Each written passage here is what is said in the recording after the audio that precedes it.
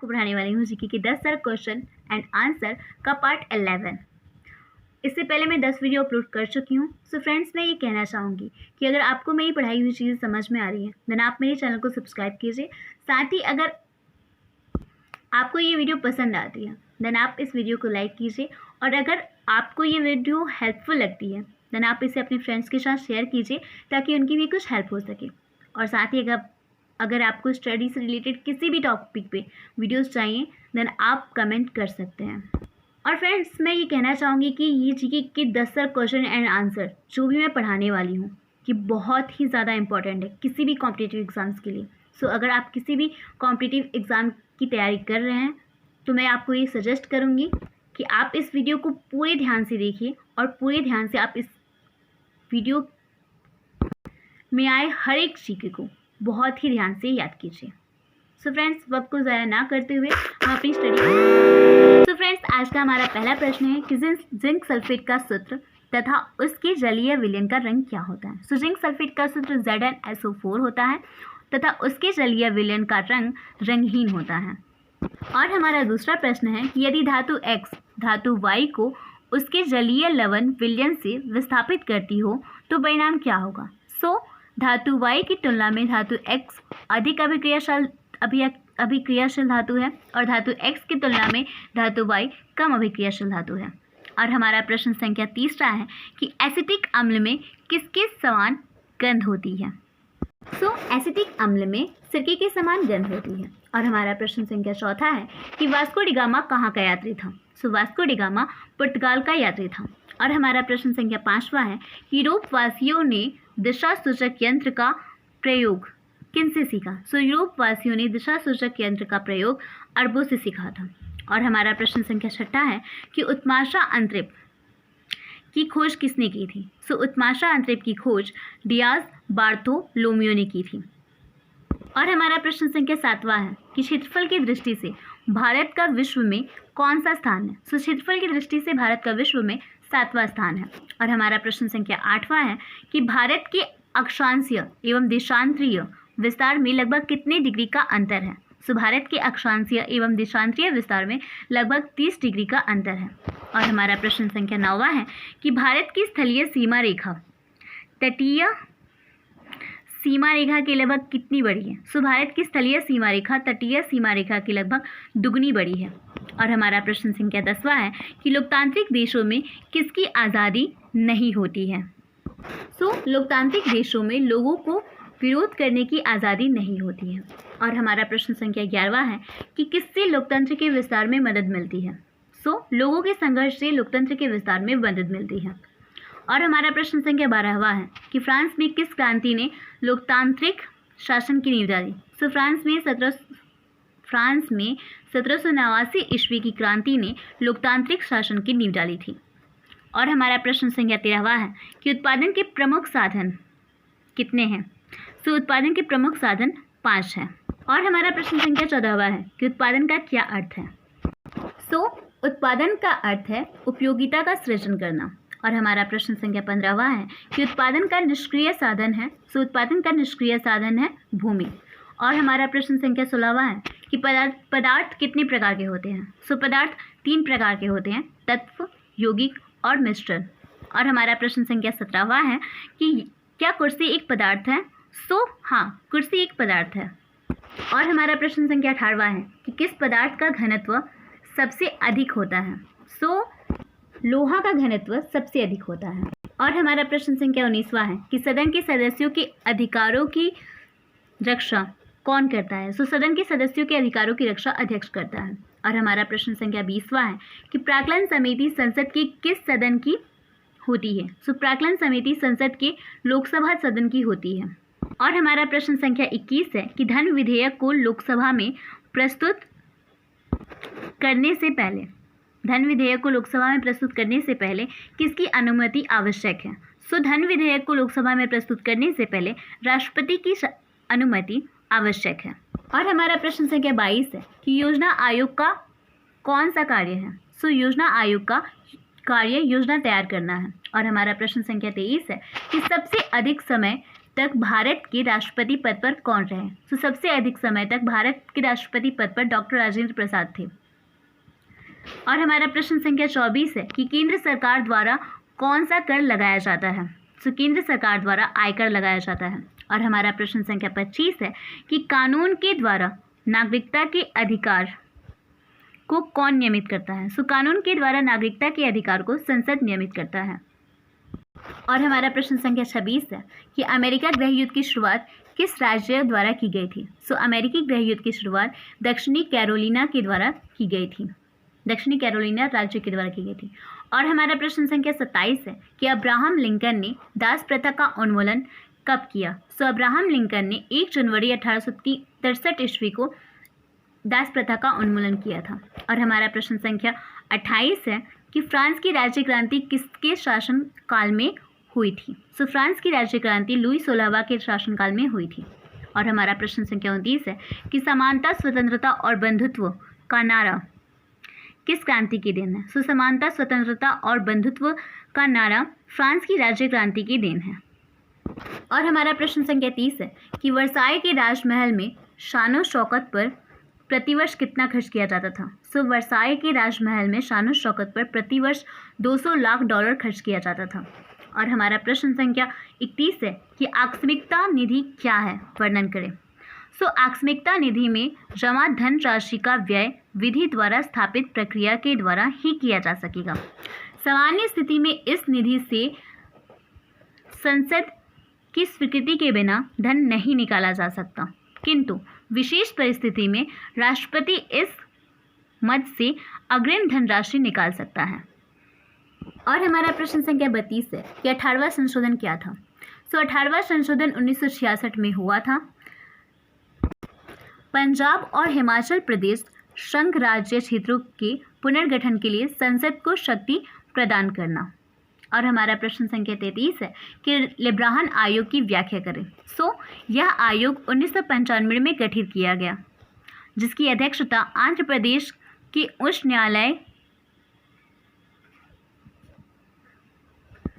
के भूतपूर्व मुख्य न्यायाधीश MS लिब्राहन कर रहे हैं। इस आयोग का विषय है बाबरी मस्जिद राम जन्मभूमि क्षेत्र में 6 दिसंबर 1992 को होने वाली घटनाएं और उनके कारणों और स्थिति की जांच करना। बाबरी मस्जिद विध्वंस में उत्तर प्रदेश के पूर्व मुख्यमंत्री, अन्य मंत्रियों, सरकारी अधिकारियों, व्यक्तियों या संगठनों की भूमिका की जांच करना। सुरक्षा व्यवस्थाओं में कमी और पत्रकारों पर हमले आदि की जांच करना। और हमारा प्रश्न संख्या 34 है कि भारत तिब्बत सीमा पुलिस ITBP क्या है? सो भारत तिब्बत सीमा पुलिस ITBP की स्थापना 1962 ईस्वी में हुई थी और इसका मुख्यालय नई दिल्ली में है। और हमारा प्रश्न संख्या 35 है कि लक्ष्मण पुरस्कार क्या है? सो यह उत्तर प्रदेश सरकार द्वारा अपने खिलाड़ियों को दिया जाता है। और हमारा प्रश्न संख्या 36 है कि बुकर पुरस्कार क्या है? सो ब्रिटेन की संस्था बुकर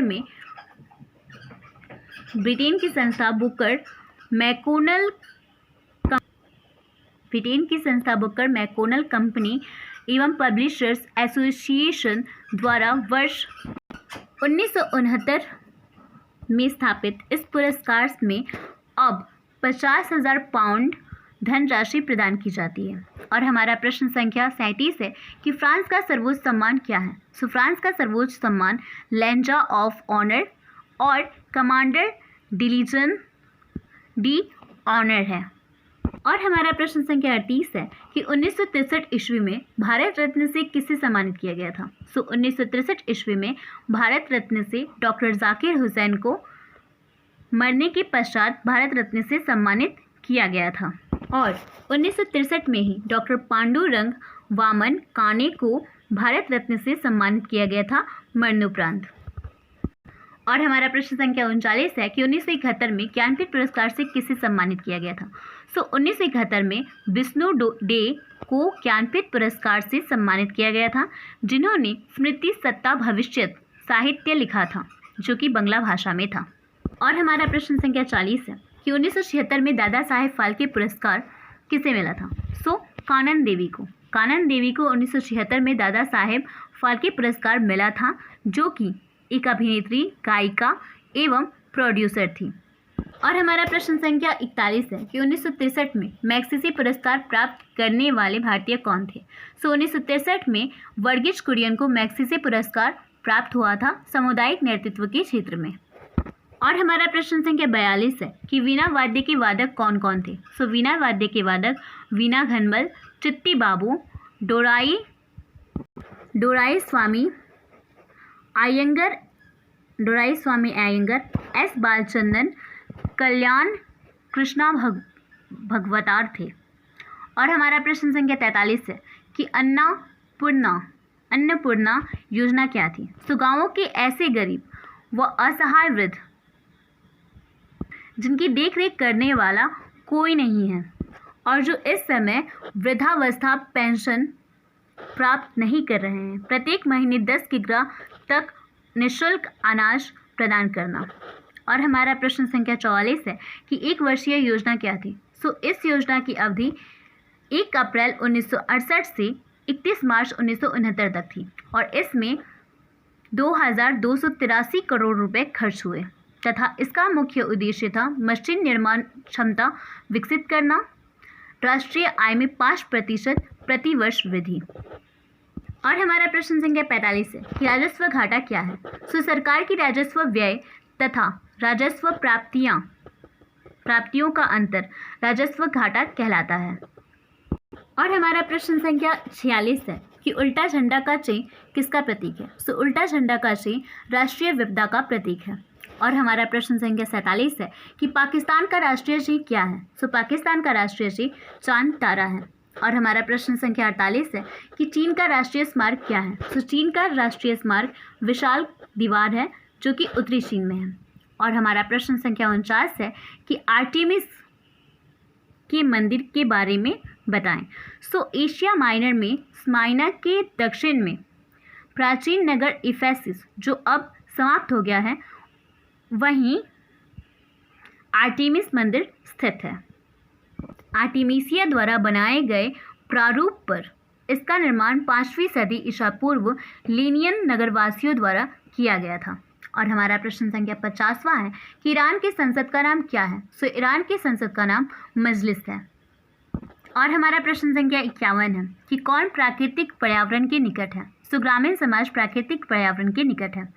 और हमारा प्रश्न संख्या 52 है कि मानव समाज एवं संस्कृति का इतिहास कहाँ से शुरू होता है। मानव समाज एवं संस्कृति का इतिहास गांव से शुरू होता है। और हमारा प्रश्न संख्या 53 है कि प्रायः संयुक्त परिवार का कर्ता कौन होता है। सबसे बुजुर्ग पुरुष। प्रायः संयुक्त परिवार का कर्ता सबसे बुजुर्ग पुरुष होता है। और हमारा प्रश्न संख्या 54 है कि भारतीय समाज का इतिहास कितने वर्षों की अवधि का है। भारतीय समाज का इतिहास 4000 वर्षों की अवधि का है। और हमारा प्रश्न संख्या 55 है कि संस्कृतिकरण की प्रक्रिया के अनुसार निम्न जातियां किस जाति के व्यवहारों का अनुसरण करती हैं। संस्कृतिकरण की प्रक्रिया के अनुसार निम्न जातियां द्विज जाति के व्यवहारों का अनुसरण करती हैं। और हमारा प्रश्न संख्या 56 है कि जनसंख्या वृद्धि का परिणाम क्या नहीं है। ठंडे मौसम में सर्दी लगना जनसंख्या वृद्धि का परिणाम नहीं है। और हमारा प्रश्न संख्या 57 है कि कौन कृषक समाज है। गांव कृषक समाज है। और हमारा प्रश्न संख्या 58 है कि संयुक्त परिवार का प्रकार्य क्या नहीं है। संयुक्त परिवार का प्रकार्य व्यक्तिवादिता नहीं है।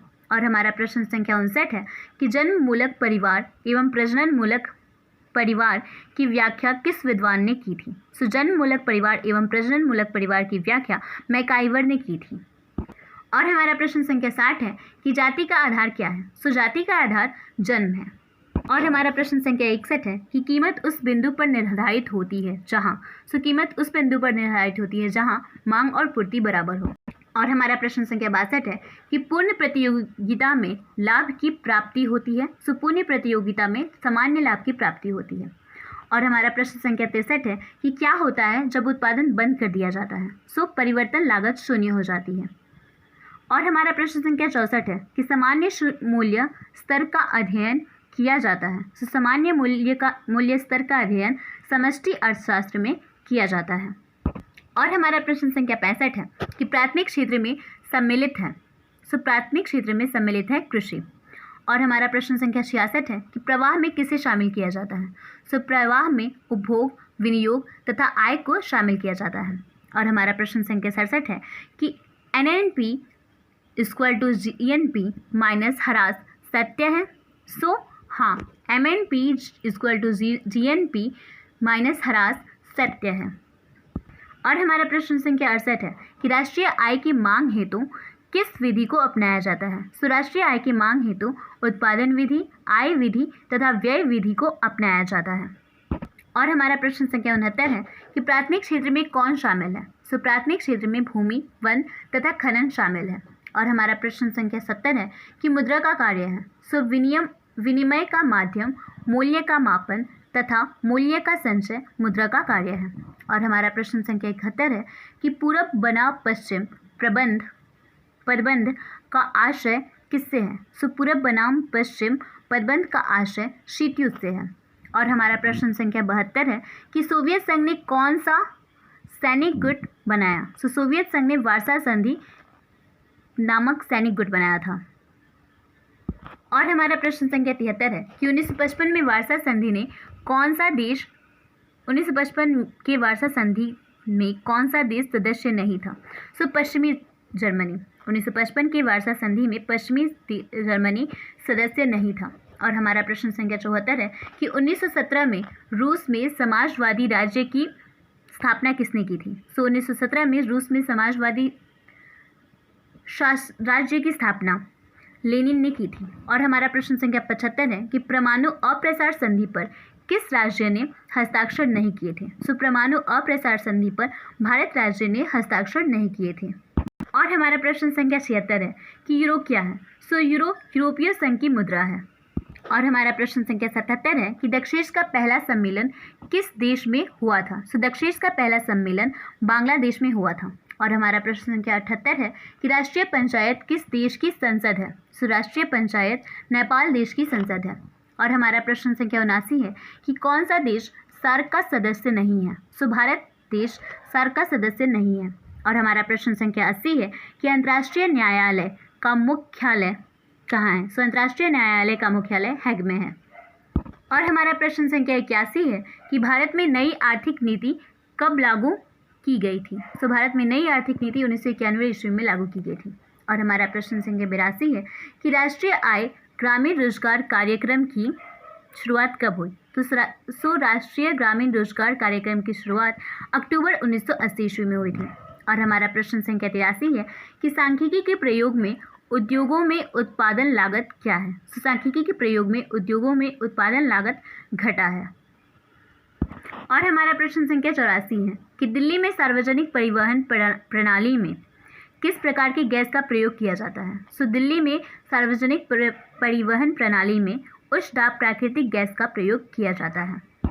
और हमारा प्रश्न संख्या 85 है कि भूमि सुधार का उद्देश्य है।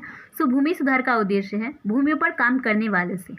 और हमारा प्रश्न संख्या 86 है कि भारत में प्रथम पंचवर्षीय योजना की शुरुआत कब की गई थी। भारत में प्रथम पंचवर्षीय योजना की शुरुआत 1 अप्रैल 1951 ईस्वी को की गई थी। और हमारा प्रश्न संख्या 87 है कि प्राथमिक समंक होते हैं। प्राथमिक समंक मौलिक होते हैं। और हमारा प्रश्न संख्या 88 है कि राष्ट्रों के धन के स्वभाव तथा कारणों की खोज नामक पुस्तक के लेखक हैं। राष्ट्रों के धन के स्वभाव तथा कारणों की खोज नामक पुस्तक के लेखक एडम स्मिथ हैं। और हमारा प्रश्न संख्या 89 है कि किसी विशेष वर्ग में मूल्यों की संख्या उस वर्ग की क्या कहलाती है। किसी विशेष वर्ग में मूल्यों की संख्या उस वर्ग की आवृत्ति कहलाती है। और हमारा प्रश्न संख्या 90 है कि द्वितीय आंकड़े प्राप्त करने के लिए कौन विधि का प्रयोग किया जाता है। द्वितीय आंकड़े प्राप्त करने के लिए प्रकाशित स्रोत का प्रयोग किया जाता है। और हमारा प्रश्न संख्या 91 है कि तंबाकू का सेवन सर्वप्रथम किस मुगल सम्राट ने किया था।